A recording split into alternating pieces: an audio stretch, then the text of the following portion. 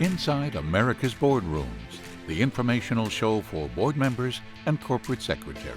Brought to you with Knowledge Partners, Diligent, PwC, Center for Audit Quality, Spencer Stewart, the Conference Board, and Corporate Board Member, along with content contributors Equilar, Meridian Compensation Partners, Wilson Sonsini Goodrich and Rosati, Donnelly Financial Solutions, and the Society for Corporate Governance.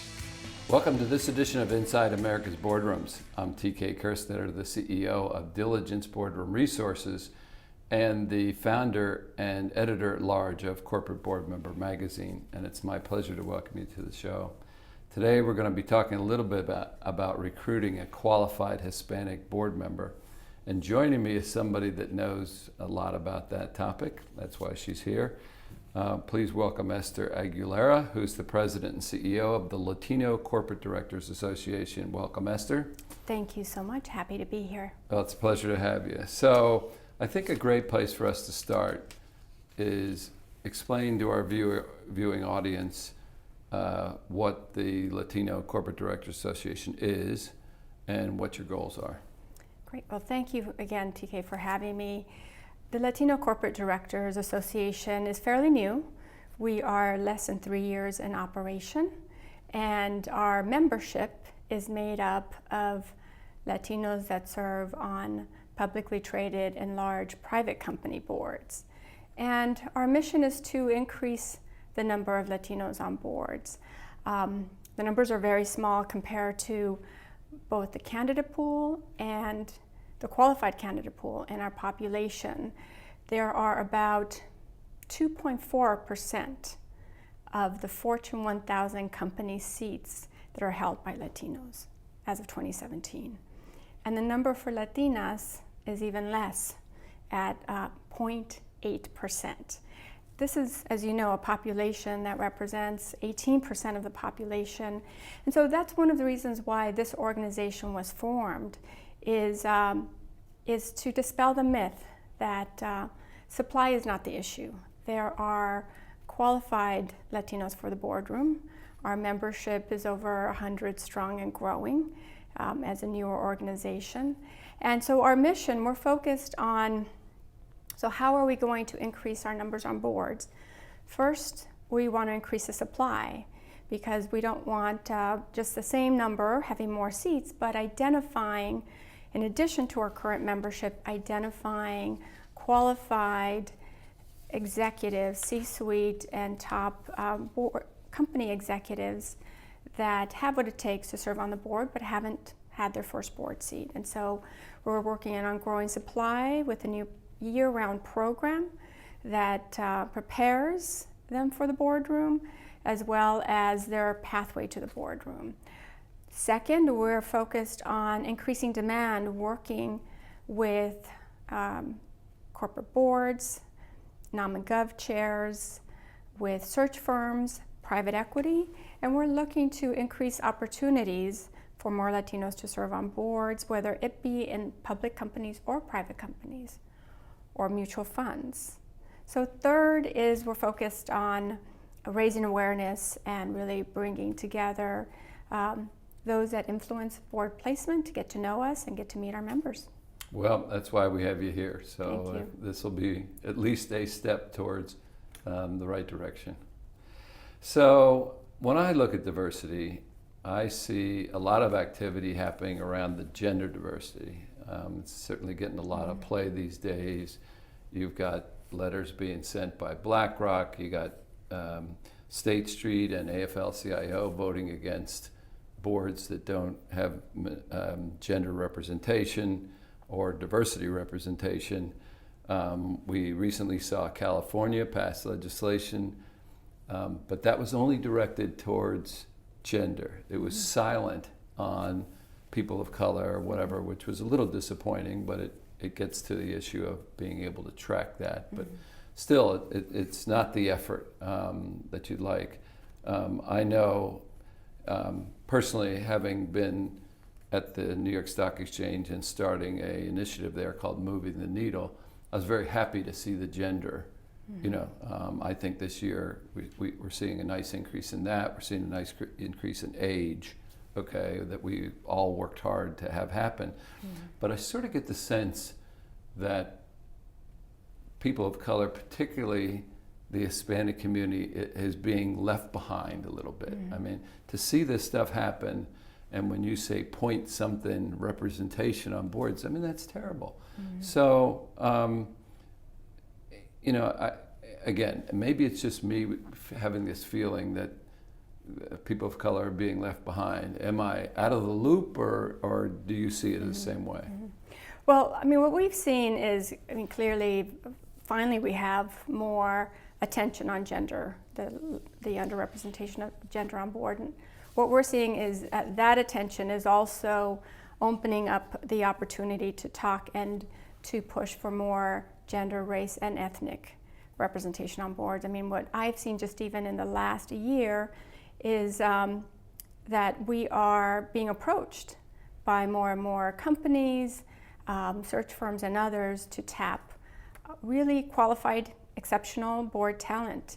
So I have seen in the last year a big shift where, and that's one of the reasons why we were formed, is because before there was not a place to go to find the Latino talent, and now we have formed it to answer that call.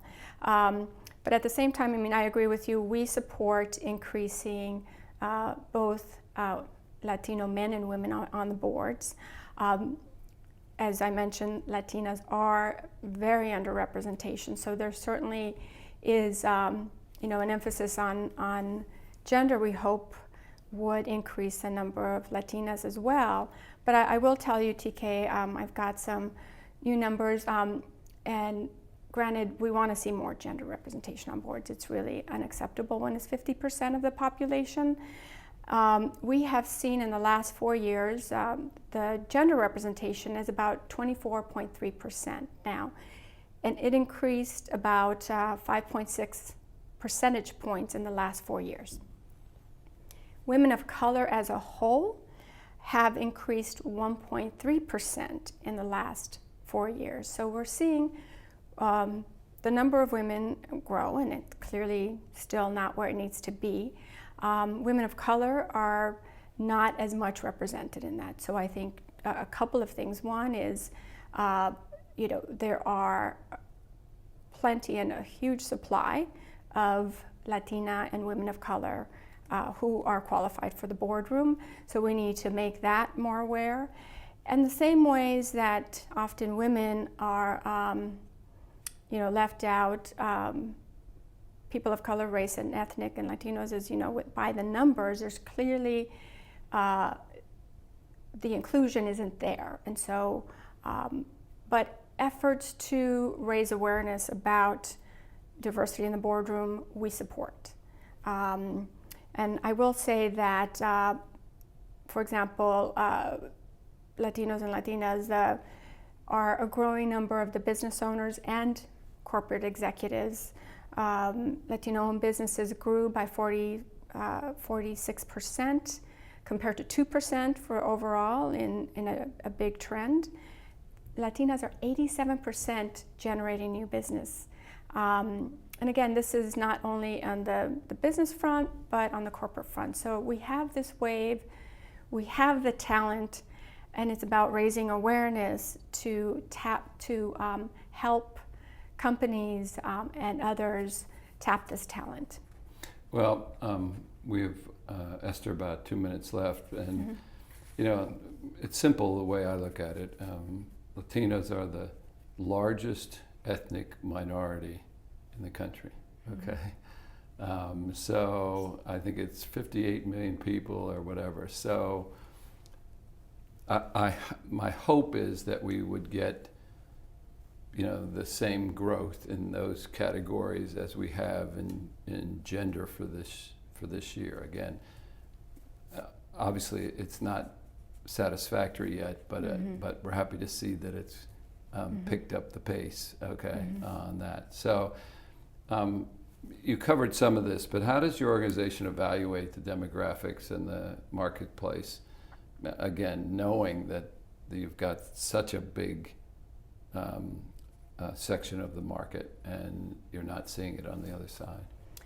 Well, first, as you know, TK, when it comes to the boardroom, the case has been made that a more diverse board makes smarter decisions and has better outcomes. We've seen that. At the same time, I think there is a business case around the marketplace that is value added for the boardroom.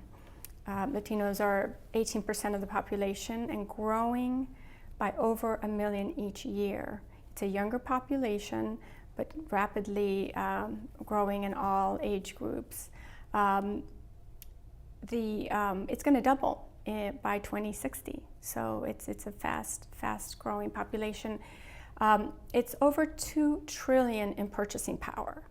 That's larger than the economies of Canada, India, Turkey. So when you look at growing marketplaces, we have one here. And clearly, I think companies, especially consumer-facing companies, recognize that because Latino consumers are driving growth in all mass consumer categories.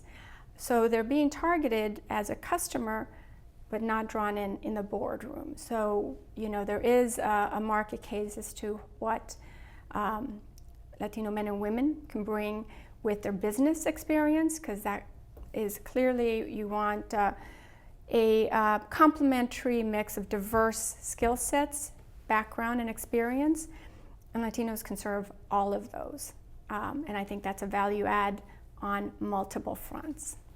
Well, Esther, again, I hope that this helps from an exposure perspective.